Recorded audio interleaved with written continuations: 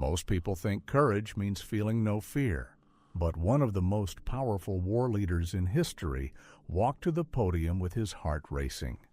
His hands sometimes trembled, his stomach tightened, and right before delivering speeches that would move an entire nation, Winston Churchill did something unexpected.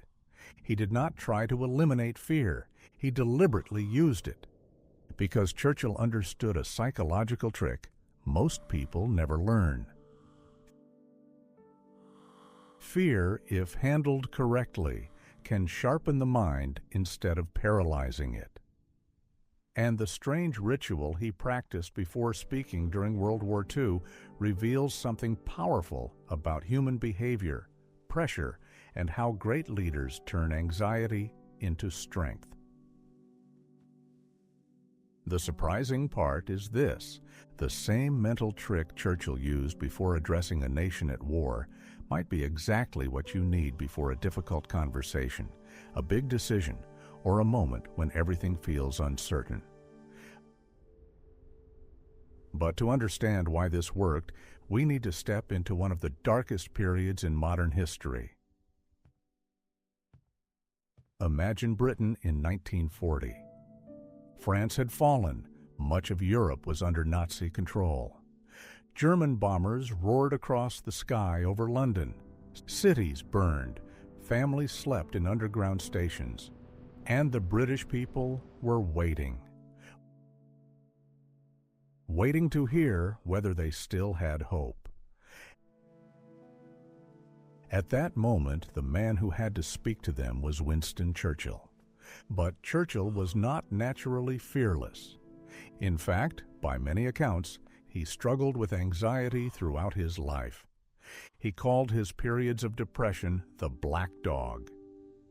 And standing before Parliament or the British public during wartime carried enormous pressure. Every word mattered. One weak speech could shatter morale. One wrong tone could spread panic. So Churchill prepared obsessively. He wrote and rewrote his speeches. He practiced pacing. He rehearsed rhythm and pauses. But what is fascinating is what happened inside his mind just before speaking.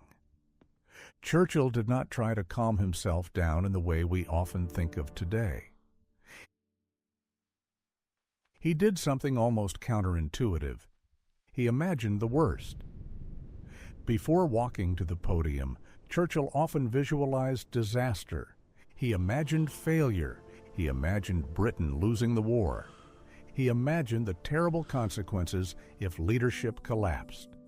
Instead of avoiding fear, he confronted it.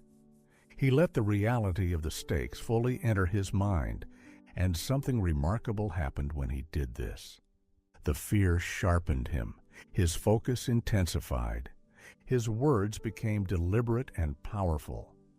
When he stood before the nation and said, "We shall fight on the beaches," it was not the voice of someone pretending to be fearless.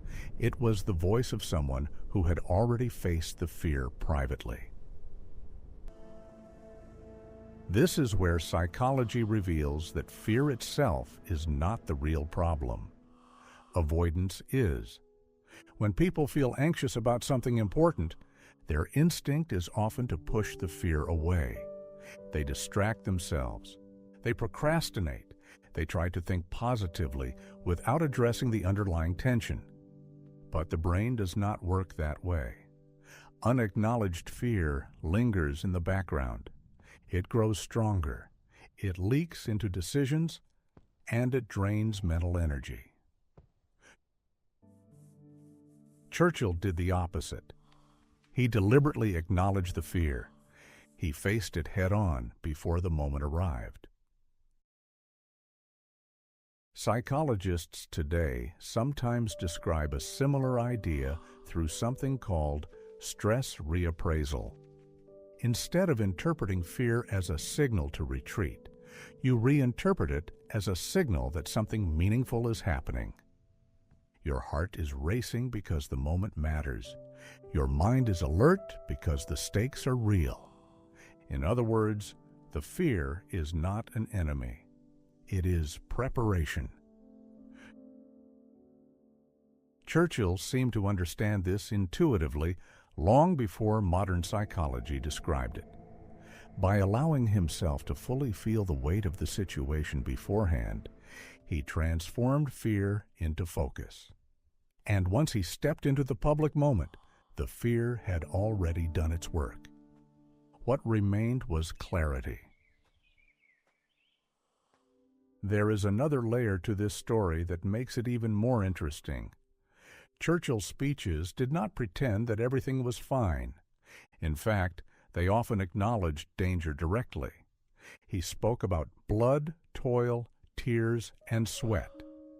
He warned of difficult days ahead. Yet paradoxically, those speeches strengthened the morale of the nation. Why? Because people trust leaders who acknowledge reality. Fear denied feels dishonest. Fear confronted feels courageous. Churchill's ability to face fear privately allowed him to speak about danger publicly without sounding weak. And that honesty created confidence. Now think about how this applies to modern life. Most of us are not leading nations during wartime. A job interview that could change your future. A difficult conversation with someone you care about. A decision that feels risky. A moment when you must speak up, perform, or act. And in those moments, fear appears. The instinct is to eliminate it, to wait until you feel confident, to delay action until anxiety disappears. But here is the uncomfortable truth. Confidence rarely appears before action. It appears after you face the moment. Churchill's approach suggests something different. Instead of trying to erase fear, examine it. Ask yourself what the fear is telling you. What is at stake? What matters here? What would happen if you did nothing? Sometimes, clearly facing those questions sharpens your thinking in ways comfort never could. It forces you to care. It forces you to prepare. And preparation often transforms fear into determination.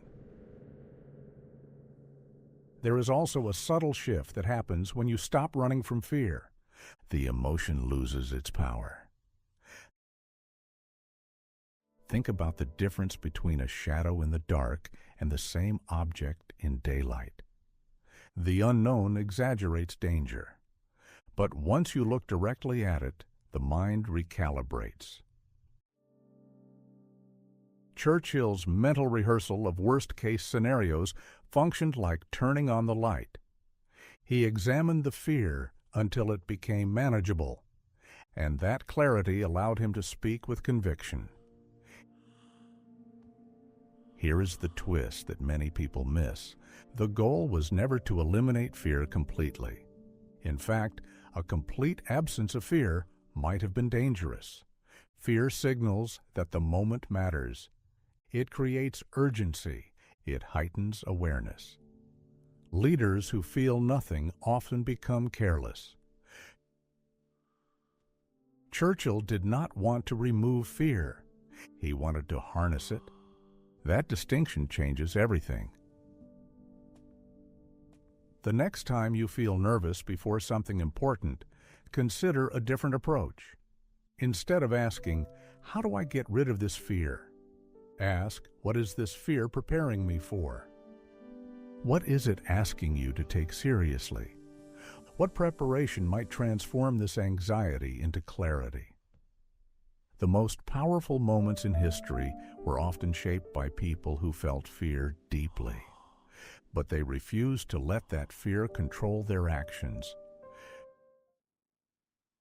Churchill stood in front of a nation under threat and spoke words that would echo for generations. Not because he was fearless, but because he understood something many people never learn. Fear can either shrink your world, or it can sharpen your purpose. The difference lies in whether you run from it, or face it before the moment arrives.